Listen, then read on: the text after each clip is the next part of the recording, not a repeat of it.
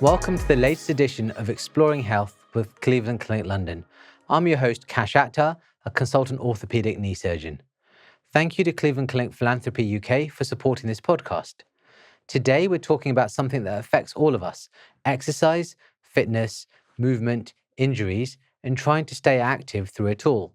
This is a conversation about why physical activity is crucial for our long-term health and well-being, how musculoskeletal injuries can either prevent us from staying active or even arise as a result of poor training or overload, and how the world of elite sport can teach us valuable lessons for keeping everyone moving better and smarter.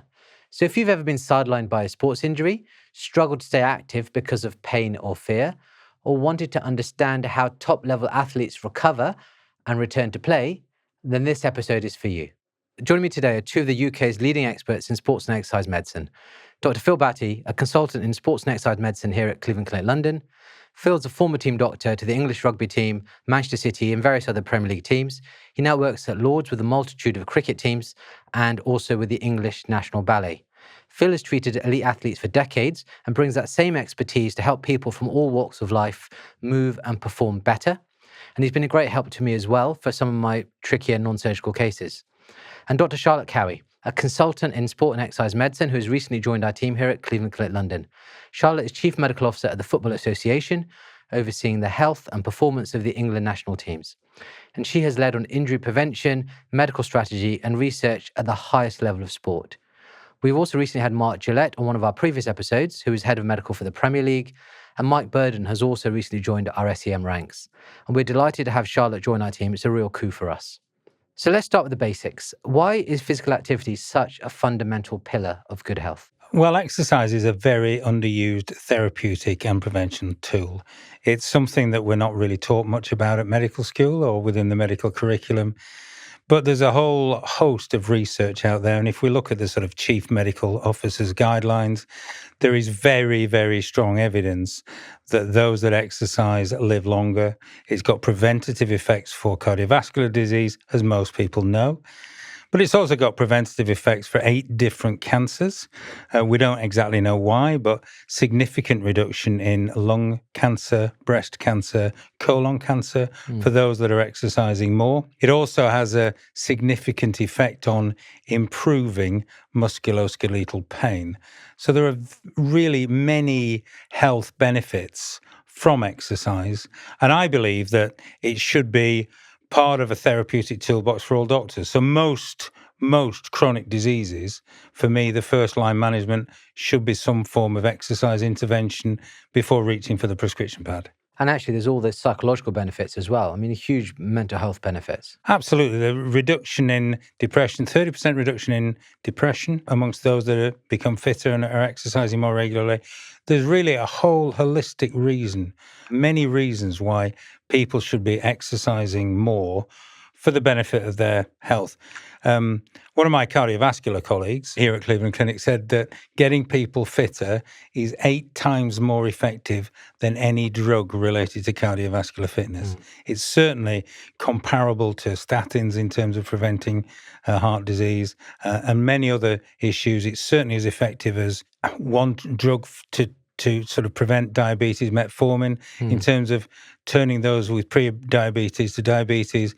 An exercise regime is certainly far more effective than the medication. People have said, haven't they, that if you were able to prescribe it, its effects would be phenomenal beyond any wonder drug that's out there. Yeah, it would be the most effective drug ever invented if it were a medicine. Yeah. And the side effects obviously are relatively, trivial as well. But I guess musculoskeletal injury is the one thing that may result from exercise that people just become aware of and sometimes get put off by. And so I guess we'll go on to it later, won't we? But I think that's the thing that it's worth talking about. I think the main side effect for me is spending loads of money on more and more kit that I don't need. I think that's the main challenge. Well, I don't know, you've gone up in the world, you've got personalised kit now. so I think you've got your own merch. That's one of the main reasons some people embark on exercises because of the amount of equipment involved. So, or get better.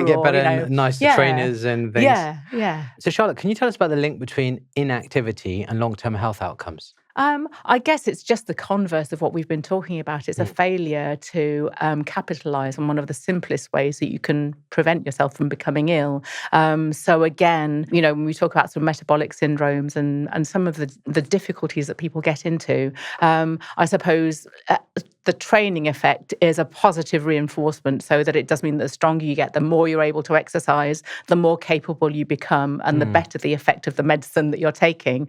And conversely, the less exercise you take, the more you can sink into that situation where perhaps you're overweight, perhaps you're less mobile. And so all of those things start to spiral in on each other. Mental health as well can become a demotivator. And so I guess it's important, if we're trying to encourage people to exercise, to do something. And I guess the other thing that is really clear from the evidence is that you don't have to be running marathons or being an elite athlete to benefit from exercise. Just small, modest amounts of really low-level exercise, like walking, like just, getting out the car a little bit earlier when you go to work. All of those little things actually make quite a big difference when they accumulate over a lifetime. I think some people think that exercise has to be, you go from doing very little or nothing to I'm training for a marathon level. And I've read this interesting quote that was anything above 0 compounds. Exactly. And just doing a little bit, exactly as you're saying, walking a couple of steps earlier, getting off the tube a couple of steps earlier and going for walking a little bit further. That's a really easy thing people can introduce, and various other things. Yeah. Or if they sit all day at a desk, just getting up every so often and moving around and coming and sitting back down again can really make a difference. Or Phil sits on a big bouncy ball in clinic instead of using a chair, don't you? I do. I've done it for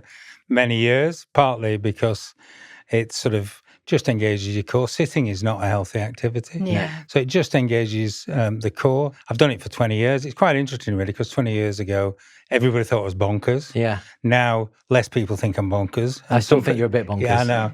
But people will come in and say, oh, that's a good, I need to do that for my back. That's why I'm here. Yeah. People that are working 18 hours a day sat at a desk. And then, those are some of the interventions and some of the things. People live busy lives. Yeah. So my interventions are trying to give people no excuses. There's things you can do at work to just get some exercise. You can take the stairs instead of the lift. For sure. You can sit on a ball. Yeah. You can take some elastic bands and do some resistance work at work. There's things you can do. So I try and create a sort of plan that fits with their lifestyle so that they can do it at work. I mean, one of my favourite quotes is a quote from Edward Stanley, who said in 1873 that those that do not have sufficient time for exercise will sooner or later have to find time for illness. So true. That's a good And one. that's 1870, before we'd invented a scientific method. Yeah. That's clearly based on observation. He was an ex-UK Prime Minister. Now, there's only ever been 60 seconds in a minute. There's only ever been 60 minutes in an hour, etc. Time is finite.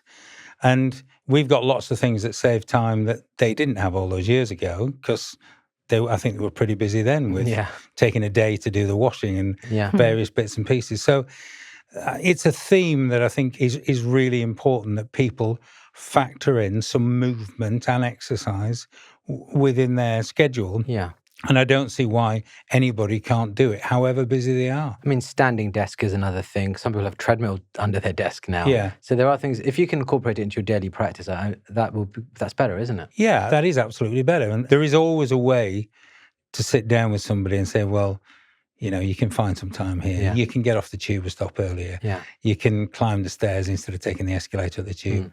There's always different ways of factoring in things, but it does involve a change of mindset. Yeah. I think that's the thing. You've probably got to find a motivation as well, haven't you, to do it, whether that's staying injury-free or whether that's being able to be fit enough to kick a ball around with your kids or, whatever it is. There is always time, isn't there, if you make time? Nobody is ever going to not brush their teeth every day. You just find the time because it's something you got into the habit of doing. But I think there are things that stop people from doing even the simplest things. And I guess you just have to find that key sometimes, don't you? And I think that's one of our tricks, is to be motivational and find the latch to motivate the patient. And then sometimes also if somebody is suffering from musculoskeletal injury, for instance, is finding a set of exercises that they can do but also help them prevent it from getting back again. And that's quite a good motivation as well, as somebody finds. It is. Because exercise can be quite boring as well, particularly in that context. So, people having to do the same exercise every day and not necessarily the bad thing that it has, as averse to a pill that you could take and you suddenly feel better, is that you have to do it regularly, and the first time you do it doesn't necessarily get you the result you're aiming for. So unless you do it regularly for a period of time and reap the benefit and understand why you're doing it, I guess that's another key thing in motivation, isn't it? That people have to take a bit of a leap of faith. Yeah. But I do want to say, when I see you sitting on that huge beach ball on your computer, I'm so tempted to come in and volley the ball. So tempted. I know you are. And in fact, I once left a ball in a room where you and one of our other colleagues, Tim Spalding, were. Yeah. And I came back and it had a puncture in it. I'm deeply suspicious. Yeah. I plead the fifth. Yeah, absolutely. It was not a cool image, sat on the ball with this sound in front of the patients. It wasn't a good look. Yeah, no, Tim Spalding is a bad man. That's all I can say. So many people want to move more, but injuries, especially musculoskeletal MSK injuries, can hold them back.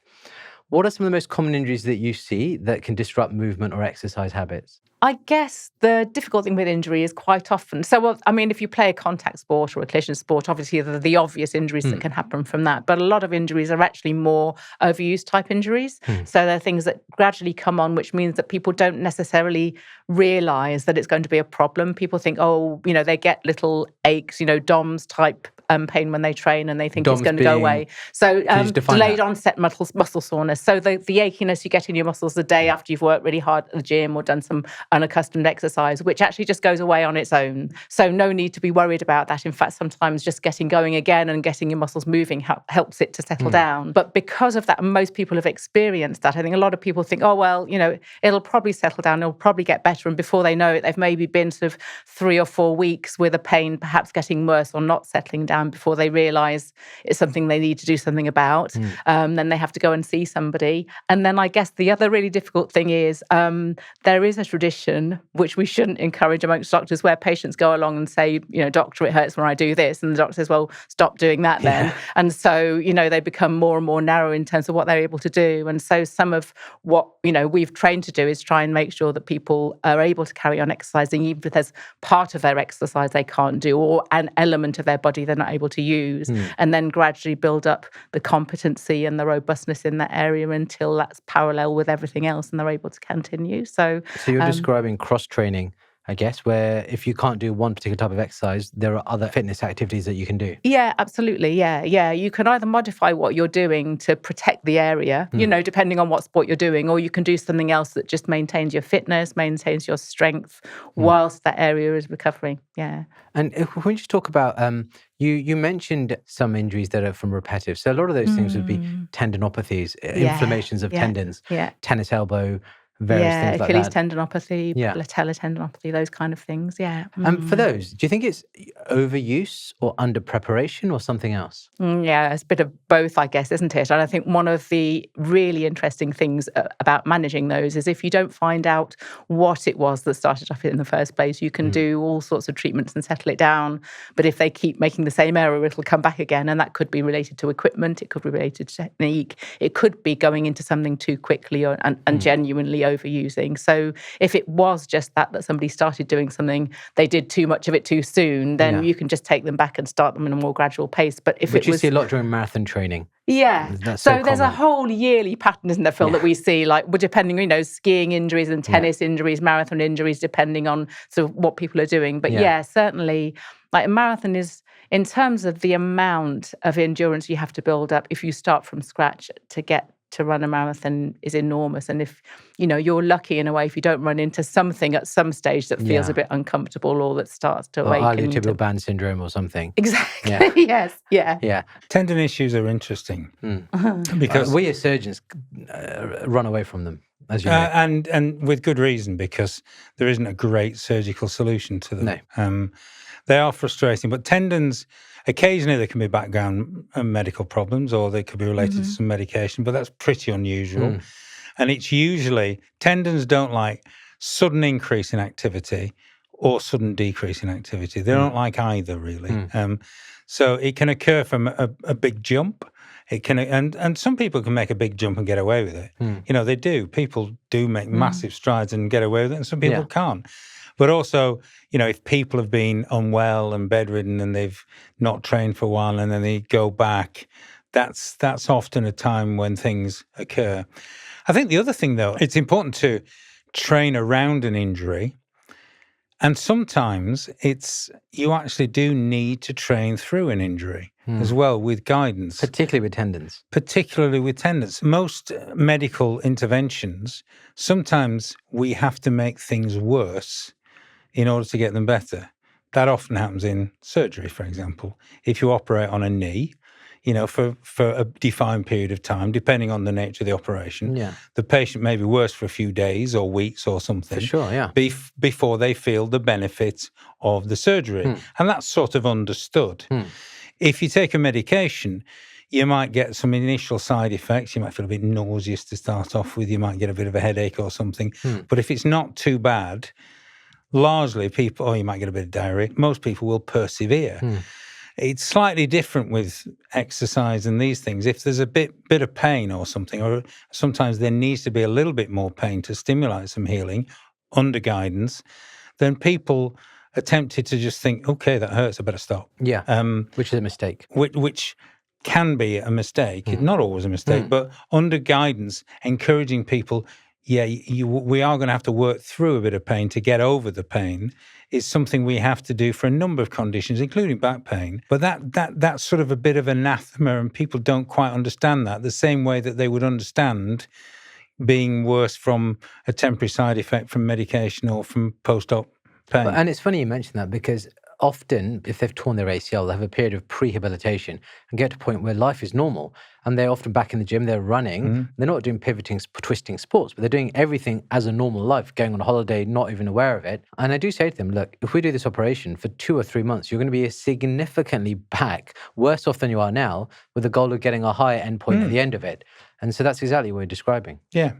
Can I ask, what is load management and what role does it play? I mean, it leads on to what you're saying, wasn't it? Yeah, it does. I mean, lots of people have different definitions on load management, and lots of people measure it in different ways as well, right? We talk about GPS in football a lot as being the way that you manage load, but actually Those are bra tops. Yeah, exactly. Right. Yeah. So I guess, it depends how you want to measure it, but effectively what we're talking about in terms of typically Achilles tendinopathy, those kind of things, is managing acute versus chronic load, which is a concept which is that if you gradually load up, take the marathon analogy. If I don't know how much you run, but if I asked you to run a marathon tomorrow, it would be, unless you've already run one you've been training, it would be very difficult. But if you knew you had to run one in a year's time, then you would start training. It would be quite difficult, yeah. But you'd stand a chance.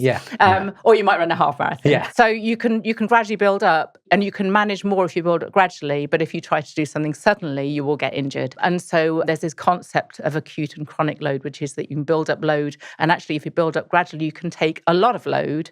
But if you, as Phil was saying with Achilles tendinopathy, if you either do too little and then you do a bit more, it's an overload. What you're used to in terms of your chronic load is what determines what you can put up with. And that might be right up here, it might be like right down here. Acute load is whether you're up here or down here, you do more than you can currently manage, and that's when injury tends to occur. Right. And in the professional sports, they get quite intuitive here. So they'll notice patterns with different players in different sports, that if they do a certain load, they are much more likely to break down with injury. And there's this phrase out here, the red zone. Is that related to that? No, it's a sort of danger risk assessment sign. Right. It's very difficult. But for example, in cricket, there will be bowlers that they know that if they go above a certain number of overs competitively, they're more likely for their back is going to start screaming, or they're more likely to suffer a recurrence of a disc or a stress injury around the spine. And that can vary from one player to another. But once you've got a pattern of that, then the sort of medical and sports science teams in those sports will be alerting the coaches to the dose. It's effectively the dose of, if we're thinking of a drug, we're thinking of the overall dose of the drug that they're aligned to. And we don't have the metrics in terms of the general population, but it's similar to the general population. Everybody has a breaking point. There's a point that if we exercise at any level, that all of us would get an injury. So we want to avoid that in some ways. And as Charlotte said, the health benefits of exercise, actually, if you look at the dose of exercise to get the health benefits, is not that much. No. It equates to sort of brisk walking and some strength work 2 or 3 times a week, which can be body weight or some resistance bands. It's not that much. When you start to get into elite sport, you actually reach a level where there is a greater risk on exercise, particularly related to musculoskeletal health in terms of injury. So in those doses, the risk to health, i.e. injury, really does slightly increase compared to other people that are doing the health. So the sweet spot is not that demanding. Yeah. And anything above that, there's a diminishing return. And if you get too much, actually the risk to health in terms of injury increases. It's so interesting that you mentioned pro sports and elite sports there. That's the segue I wanted. So thank you for doing my job for me. You've both worked at the highest levels of elite sport. What lessons from managing athletes do you think apply just as well to the general population? So I think a human body is a human body, and a musculoskeletal system is a musculoskeletal system. And I think one of the things that elite and professional athletes benefit from is having people around them all the time that can work with them, that can really monitor and understand how injuries develop and rehabilitate day on day. And I think a lot of the ways that we manage things like Achilles tendinopathy, or a lot of common problems, have probably developed from people trying out those treatments in elite sports and finding out what works and what doesn't. When they've got 100% focus, you've got an athlete whose job it is to do those rehab exercises we were talking about earlier that nobody wants to do. And somebody will stand over and watch them do it if they don't want to do it. And you're able to monitor that trajectory in a relatively, I suppose, noise-free environment. And certainly if you're talking about football, a lot of the time with considerable resource behind it as well. And so I think it allows us to understand, try out things and see how they work in an ideal situation under pressure. But a lot of those things are exactly the same, managed in the same way and translatable into all sorts of other environments. And I think the other thing we see a lot of stuff in sport as well. And so, and we're trying to get people back to absolutely, as Phil's saying, the things that they're aiming for are superhuman, really. And so they're always functioning right at the edge of their capacity. They have to in order to be competitive. And so getting them to that level of function requires a degree of concentrated effort, which means that I think, that there's lots that you can learn about the attention to detail that's needed to try and get somebody right. I think professional sport has had a huge impact on practice. In professional sport, there is an urgency to get people back as soon as possible. There's a lot of money at stake, and players want to get back in order to, one, compete, but also be successful and get the next contract. So there are novel treatments that have been introduced in sport first, before they've been tried elsewhere, on a risk-managed basis, before the scientific evidence is there, because it takes a lot of time to build up the science. So I think there's been a number of techniques, both from an injection perspective and platelet-rich plasma and some of those techniques, together with some of the surgical techniques that have occurred. I think the biggest effect it has had, because professional sport is international, and because the professional footballers in the Premier League are worldwide, it has brought a cohort of people together with different health experiences, both in their own countries and elsewhere. So it's brought an international community of interested sports physicians and orthopaedic surgeons together with a common interest to start sharing ideas. And I think that has had a huge effect in terms of the way that practice is developed. Years ago, there was just the odd guru and people would go off to Colorado or somewhere else for surgery. Now, there's a whole international network of people that are very well respected, that yes, to some degree are in competition with each other, but they generally collaborate, particularly on their data regarding surgical techniques. And I think that's had a huge effect in terms of practice for the general population. And it's interesting you mentioned that, because I hadn't thought of this, but when I was a junior doctor, patients who would have an ACL reconstruction would sometimes go into a plaster cast and be on the ward for like 10 days. And now it's a day case operation, it takes under an hour to do, and they're not on any kind of brace. And I think, now all my patients at Cleveland Clinic, London, get an ice machine, cryotherapy, which I'm sure has come from pro sports because it wasn't there before. They're now getting electrical muscle stimulators. Yeah. These all of that devices. has come All that That's come yeah. from you guys. Yeah. And even occasionally CPM and stuff of that nature has all come from. And now I'm seeing increasingly in the rehab, I'm seeing things like that I've not seen before, like blood flow restriction therapy and newer things. And I'm assuming that's from pro sports. Absolutely. It is. So I think people try stuff, as Phil says, and people take risks as well because they have to. There's a massive time scale. There's massive, all sorts of personal and, financial things at stake. Motivation. But that element of taking a risk on something that may or may not work is something that you have to do in that situation. If you can make, I guess the other thing is, I think we talk all the time about sort of 6-pointer matches and that kind of thing. But when it gets to the end of a season, if you get an important striker back on a Monday and the important match was on a Sunday, that's no good. 24 hours makes a massive difference, in professional sport, or even more so in Olympic sport. You have one chance every 4 years to be at the top of your sport. If you're better 2 days later, too late, you won't have a chance the next, maybe the next time round. And also all of your funding depends upon your performance. So if you don't perform at that Olympics, you're probably in danger of losing your livelihood. And so I think the concentration that brings to bear. And I guess the other thing that is massive in sport, which I sort of forget sometimes, is MDT working as well. A little bit as you've talked about, sort of collegiate working between specialists, working together in the same room as a physio, strength and conditioning coach, so that, something like blood flow restriction, for instance, has come from a strength and conditioning angle, but people have seen the opportunity within rehabilitation of injuries to employ that. And so those sort of different mindsets working together as well really helps to move things on, I think. That's a great point. And I've treated, some professional athletes and been involved in some, medicals and signings. And the thing that's interesting is, particularly with the injuries, the data that comes is unreal because you'll have club doctor, club physio, S&C coaches, and you get absolute phenomenal amounts of really quite detailed data, and then things that necessarily we're not used to seeing.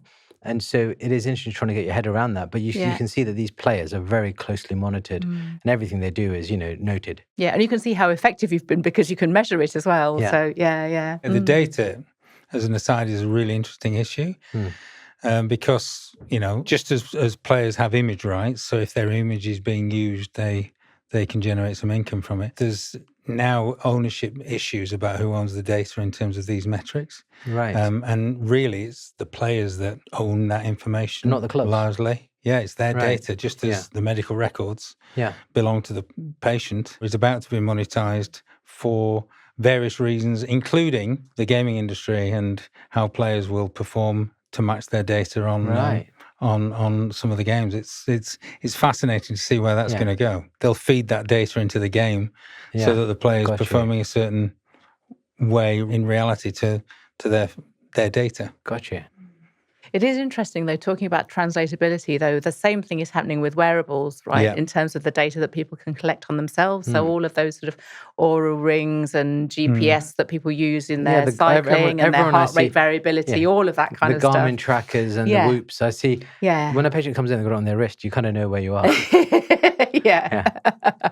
But I mean, all of that really helps in terms of being out. It's incredible, what you can monitor now in terms of load management. You can really sort of look into that in detail, and instead of saying, I cycled, 20 miles, you can look at, what intensity that was, what your heart rate was, all of those things that actually make quite a difference to how much load there was in that 20 miles. And that's how, breaking down GPS, people don't talk about how many kilometers a footballer's run in a match because it's not actually that many kilometers. It's the number of accelerations and decelerations that really dictates the load. So I think that kind of data will just come and make things more and more sort of interpretable, I suppose, in terms of what people are doing. Yeah. That happened to me personally. So I plod and run regularly, but I noticed over a period of time, my running was really going off. And initially you think, okay, I might have a cold.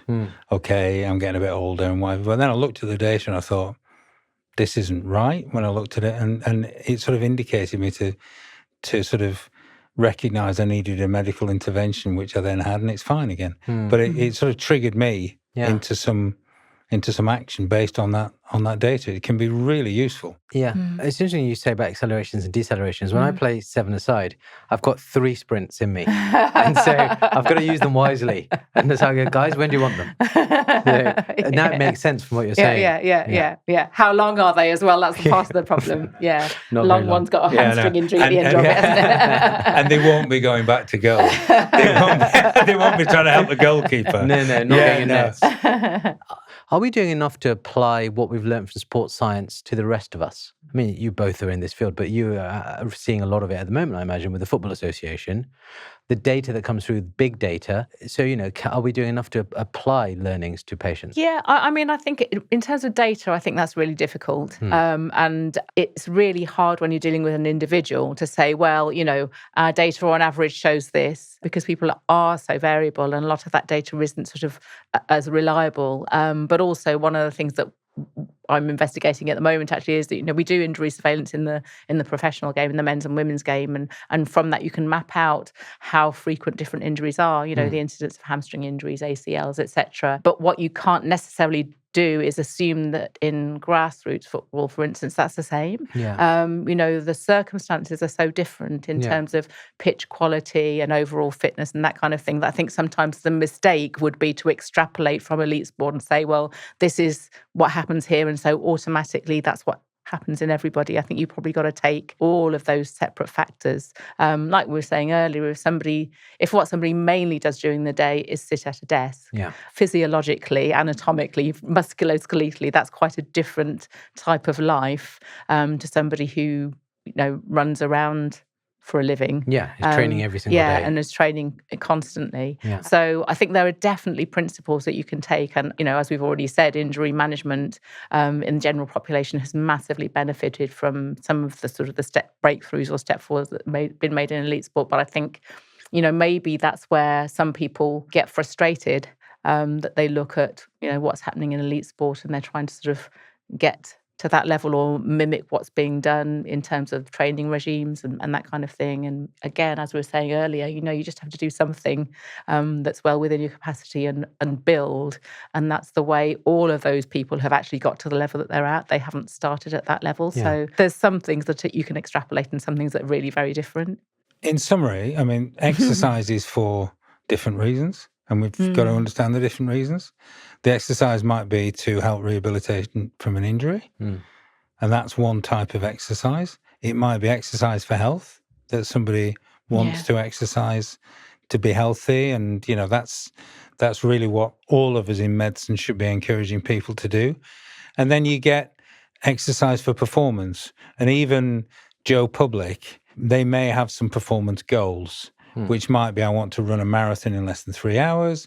It might be, I want to do that. And that's another way of supporting in terms of how we would do that sort of professionally. But understanding the reasons for exercise is important. Some people are really in stressful jobs and they're quite anxious and they need to do, their support mechanism is to do, often it's endurance activities, to stay balanced in terms of their life. Now, that life might seem unbalanced to you or I, but they need to do these events. And the fact that they're doing these events is actually keeping them healthy, keeping them off some other medication that, other people might prescribe for them. And so if they're not doing that, it can have a sort of catastrophic effect on their mental health. So supporting people for exercise, for rehabilitation, just exercise for health and exercise for performance is really important, albeit, they're not going to be professional athletes. They still may have some performance goals, and that's fine. That, if that makes life challenging and interesting, we should all feel that life is challenging at times. Yeah.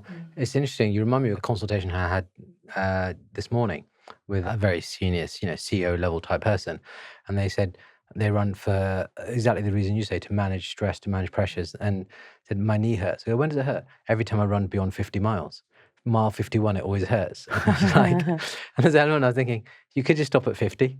But, but obviously when someone has a goal, you've got to support them to get as best you can to what they want to do. not every injury needs an operation. I would totally agree. It's always better to treat things non-operatively when we can. And that's my ethos. What would you say are effective strategies for the non-surgical management of sporting injuries? For a lot of non-surgical injuries, as we were saying before, understanding effectively the mechanism of injury is really important. Not just, we talk about that a lot in sort of traumatic injuries. We go back and look at an ACL or something and look at what happened on the pitch, look at the video and go, that internal rotation occurred, or, there was no contact, etc., all that kind of thing. Yeah. But actually, the way that something happened is quite often the way to reverse it and get you back to where it was before you started. And so I think a lot of understanding of that, unpicking of that, and then applying that to a rehabilitation or an intervention that just gets somebody back to how they were before, it is probably, for me, really key. That first history you take and an ongoing history, we keep on inquiring and inquiring and inquiring. So if you take, for instance, that example of the ACL, what you see often is people play back the video and go, that's, he pivoted, he changed direction, and, then that twist happened. And you just think, yeah, that did, but that's in a sport where that person twists and pivots and changes direction and decelerates every day. Why did it happen then?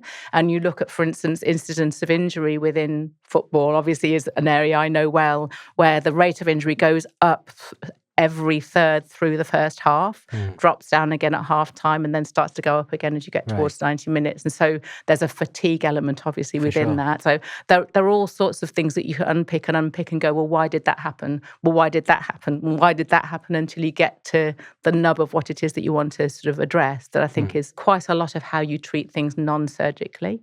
I absolutely agree. I think the history is really important. The story is key. I think if you listen hard enough and ask the right questions, patients will tell you what's wrong with them. Yeah. I think you get more information from examining them physically. And then I think you get a bit more information from a scan, really. But the scan usually is to confirm what you think it is already. It is. And scans are great. They're as good as we've got. But I often align them to sort of the movie industry. If you think where the movie industry was 100 years ago with sort of Laurel and Hardy films, black and white, sort of not even really moving. You're lying in a tube. We're looking at sort of shadows and they're not really moving effectively. You can sort of people claim to do moving scans, but they're basically serial static scans. They're not a true moving scan. And you're not standing either. And you're not standing. Or if you do stand, the quality of the scan is often a lot less than the sort of the quality of the magnet's less. So I think my worry is that people are sort of focusing more on treating the scan sometimes and not the actual overall patient. I think that's true. I think there's a lot of things you can compensate for by just simply going through sort of an algorithm of getting rid of pain and swelling, and attacking that first. Then getting range of motion back as much as possible and being sequential about this and understanding it's a ladder. Then getting strength back, and strength is, for me, the single most important issue in terms of progressing people, and muscle balance around a joint. Then you can get into sort of higher demand activities, straight line running, things of that nature, before you go back into a sport-specific environment. I think strength is often undercooked in terms of a rehabilitation process, and particularly around the knee, particularly related to ACL injuries and also hamstring injuries and anterior knee pain. I think hamstring strength is key, and I think it's often underdone because hamstring strength exercises are horrible and they hurt. Yeah, they are. They hurt. I'll break my nose trying to do Nordics. Well, that's one way of doing it. That's one way of doing it. We've obviously got an excellent ENT surgeon at the Cleveland Clinic, haven't we, Cash? But I think there's a lot of things if you can work through that process, and I think that process is just as important for non-surgical patients as surgical patients, as post-operative. And it is important for surgical as well, isn't it? And I think that whole thing, particularly, I think if somebody's had surgery, but all of those injuries, if something doesn't hurt anymore, people think it's better. And that often, depending particularly on how severe the injury is, but also how long it is since they were at full fitness, is only the start of a journey of rehabilitation, which if they don't fulfill, will send them back to square one again in the end, or halt their progress. So that understanding that you've got to build up the strength and you've got to pass a series. We talk about criterion-based rehabilitation, don't we? You've got to pass a series of functional criteria that test how good you are before you get back before to you get to the next level and the next level. Yeah, absolutely, yeah. And a scan will tell you really good information about the anatomy, but it doesn't tell you about how it works. It will tell you the function. Yeah, it will tell you it what's doesn't wrong. tell you the function stuff. But it won't tell you how badly wrong it is a lot of the time for the things that I see. And you'll also find some stuff that's of no significance, that's anatomically abnormal. Yeah. And people can go down rabbit holes treating those and get into difficulty. Yeah, and so you'll get a scan that will have 6 or 7 findings, of which one is pertinent and the other incidental. There's some fluid within the tibial band, the lateral femoral condyle, and keeping with low-grade ITB syndrome in the correct clinical context. These kind of things. The thing that's interesting, and the challenge that I'm having, is more and more patients are now having scans without having been seen a lot. And as you say, it's a static test that doesn't necessarily give you much of all the answers that you need. It is possible in an extreme situation that you've, sorry to bring it back to knees, but it's kind of all I know. And you've torn your ACL and the fibers are sat there. And when you're lying in the scanner on your back, the fibers have come back to where they are. And that's a static test. But when I can do a Lachman test and I can displace those fibers, I can see whether you've torn it partially or fully. And so exactly as you say. And so there is a challenge that people are relying on scans overly. And the history and the examination, there's so many patterns of things that you and I and Charlotte that we see, that I think people are overlooking the art and the role of the clinician in making that diagnosis. And certainly many insurance companies and physios that I know are now sending patients direct for scans. And then they get this thing back with 8 things. They're like, oh, bleep, now help. I agree with you. I think the information we gather from scans is far better if we can have a sort of theory in our mind before we get the scan. I also think it's really important a clinician gets the story and examines the patient to put on the request form for the scanner, to give the radiologist that's reporting it a really good clue for what you're looking at or where the focus and where the focus is. They'll report on everything, but so that they can really focus on that issue. And without the benefit of that, I also personally discuss with patients in advance of the scan, because they'll often get the results direct. They'll often get it direct. They can have access to it really quite quickly through information technology that way. I'll often discuss with them normative data for asymptomatic people regarding meniscal tears, lumbar disc prolapse, and other things. And I'll say, that we might find something that's insignificant or what have you, but this is where we've got to do it. It's very difficult if there are 8 things on a scan to start unpicking that and saying, well, I don't think that's relevant. I don't think that's relevant. I don't think that, but I think that's the one. It becomes a much more challenging consultation, I think. And that's where it comes back to your clinical picture again, doesn't it? I know if the place where the pathology is distant from the place that they've got their pain, which doesn't on the other side of your body, or it doesn't fit the history that you're getting, then that's the art, I suppose, of it, isn't it? Or what we like to do in our job is to match that finding up. Scanning, I guess, is a tool to help us make a clinical decision that's based on a lot more information than just that. Absolutely. And it's interesting what you said, Phil, about the fact that I'll often say to someone, they're in their 50s or 60s, there is a fair chance that the MRI will show that you have a meniscus tear, a shock absorber tear, but that's not what you're here for, and that's not what we're treating. I will often pre-warn people of that. I think that's good practice, because it just diffuses any anxiety that people have. I mean, the other thing that's happening, and actually it hasn't been bad now. What I'm finding now is people are sort of cut and pasting their MRI report into AI, ChatGPT, and then getting an opinion from ChatGPT. Dr. Google is dead. Dr. Google is dead. So we find that. But the issue then, though, is particularly from a surgical perspective, if you intervene and you take away something that's not the pain generator, you're actually making that knee worse. They may end up being worse than they were, and often are. So it's critical that we choose the right pathology, the right abnormality to treat. Absolutely. But it's also, even if you've got the right pathology, one of the things that has been shown again and again and again is that symptoms don't match radiological severity either, do they? Yeah, totally. So I think that's the other thing that, what we know. If you do a signing medical on a football player, you're going to find from the age of maybe 23. 25% will have a meniscal tear there'll be something in there. You'll find something. And I remember quite early on in my footballing days, sent an MRI scan to a radiologist who looked at it and said, if I had seen this and I didn't know who the person was, I would have said they probably wouldn't be able to walk. And they were somebody who was playing 50 games a year. Yeah. And so it's fascinating, isn't it? I think that's the other thing, is sort of labelling people or turning them into sort of scan cripples by telling them that they've got pathology and they've got wear and tear and all of these things, which are actually not indicative of function at all. And you'll see people with relatively, essentially normal MRIs who are in a lot of pain. Absolutely. Yeah. Also, it just doesn't match. Yeah. So and it's encouraging then, because you're more likely to encourage them to push through then, aren't you? Yeah. So it can be reassuring to find. So following Charlotte's discussion, which is true, I recall we did a medical on somebody that had extensive surgery to the knee at a young age. They'd had their meniscus removed at 19. And so I saw them about 23, and we did an MRI scan, because I didn't MRI every joint at that stage, but when they'd had surgery, I tended to MRI.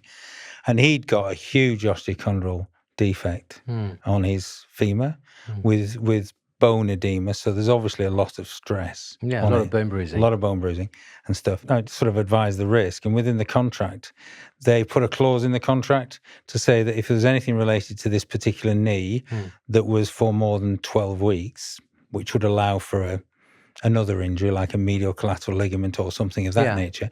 If it was more than 12 weeks from this injury, he wouldn't get paid. So that the player would share the risk with the club.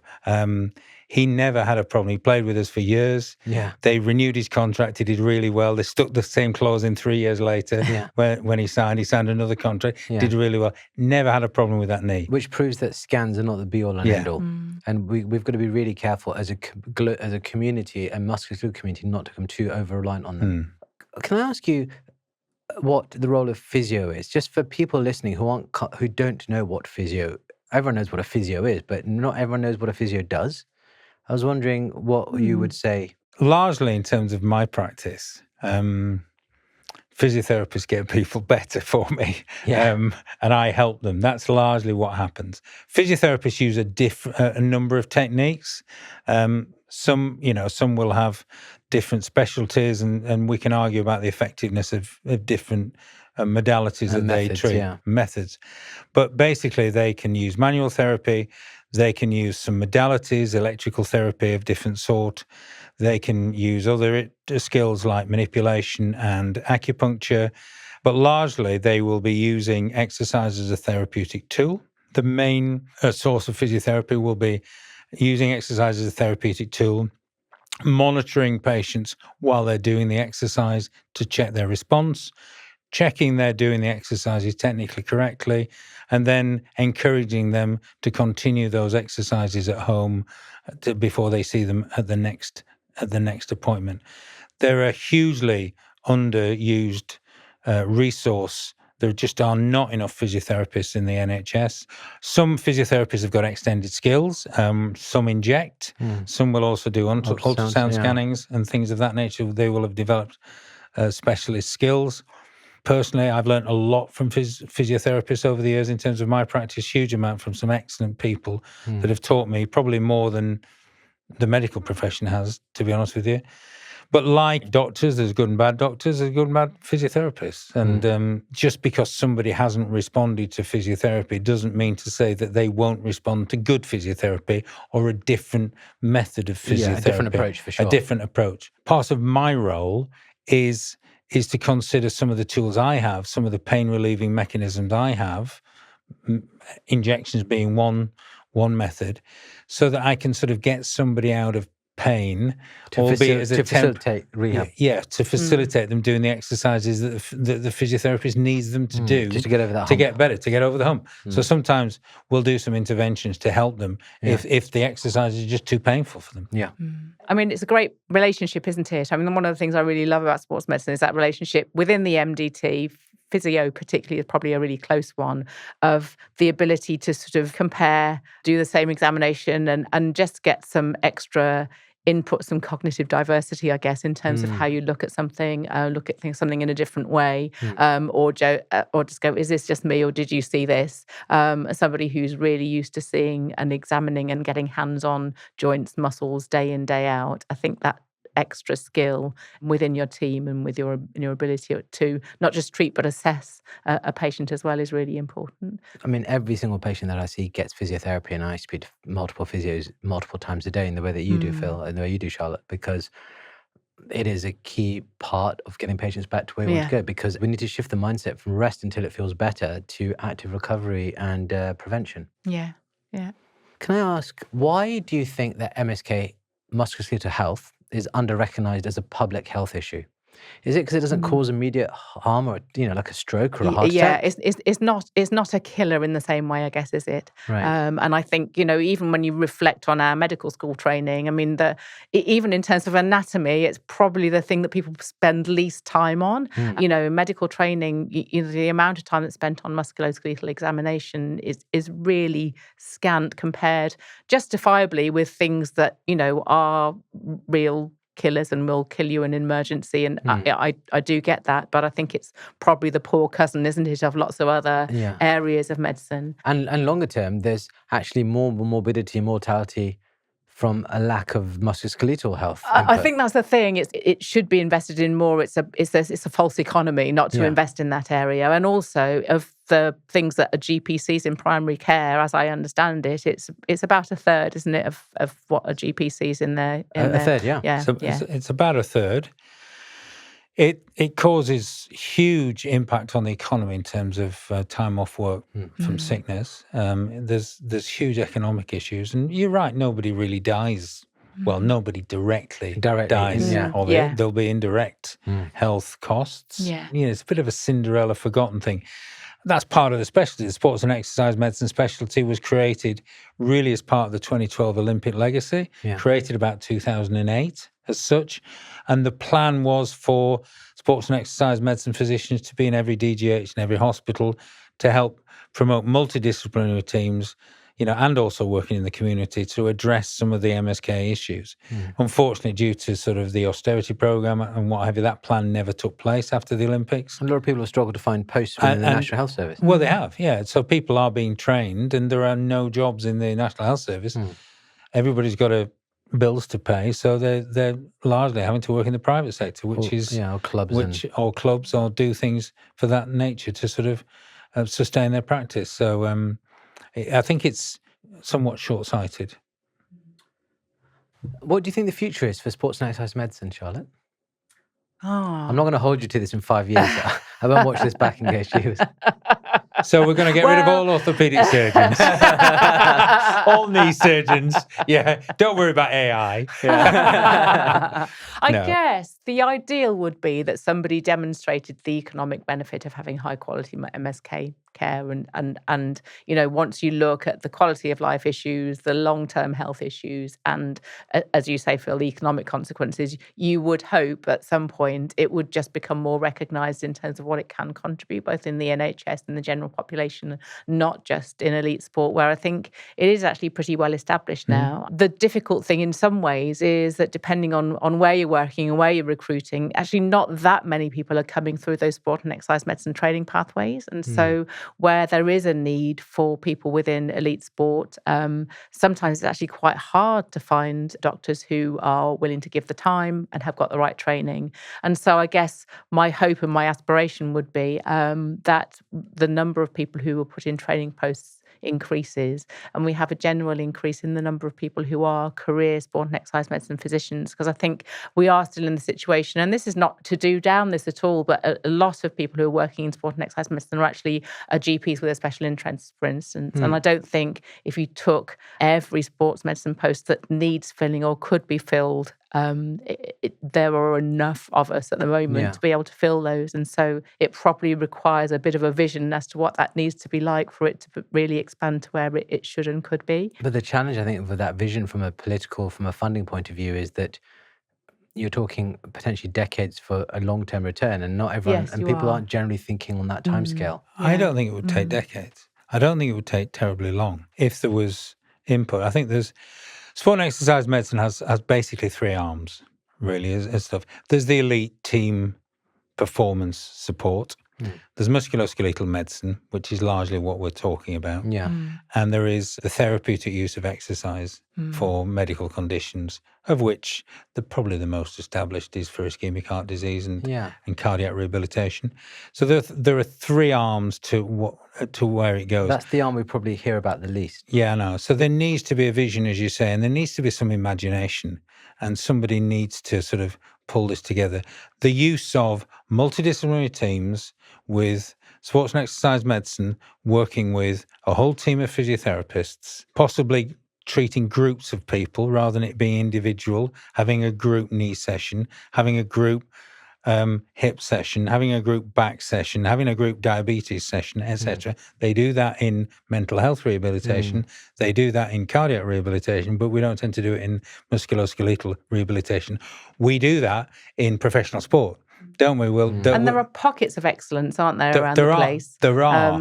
And how we get that to spread, I don't know. And the use of apps and protocols and some of the technology to support patients at home with some of the data, there needs to be a whole rethink about, and it wouldn't cost a fortune, I don't think, but I think it needs a complete rethink in the way that people go about issues. And one of those things is having group sessions rather than the individual. A group session for 2 hours for 4 people will be far more useful than a 30-minute for one, in terms of if you're trying to sort of scale this in some way. Yeah. When you mentioned the MDT, you forgot surgeons, but I'll let it slide.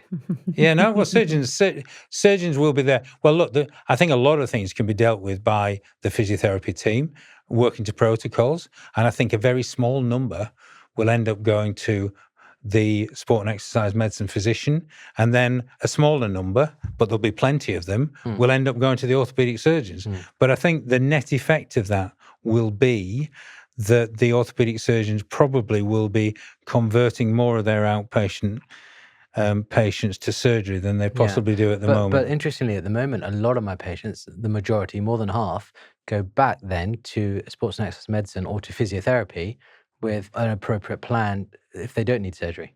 And so, there's definitely a role, I think, for surgeons to play in an MDT as well. I agree. That doesn't involve the surgery. You've been listening to Exploring Health with Cleveland Clinic London. I'm Kash Akhtar, and a huge thank you to our guests today, Dr. Charlotte Cowie and Dr. Phil Batty. Until next time, keep moving, stay curious, and take charge of your health. If you've been listening or watching and want to take charge of your health, please check out the links in the show notes for more information.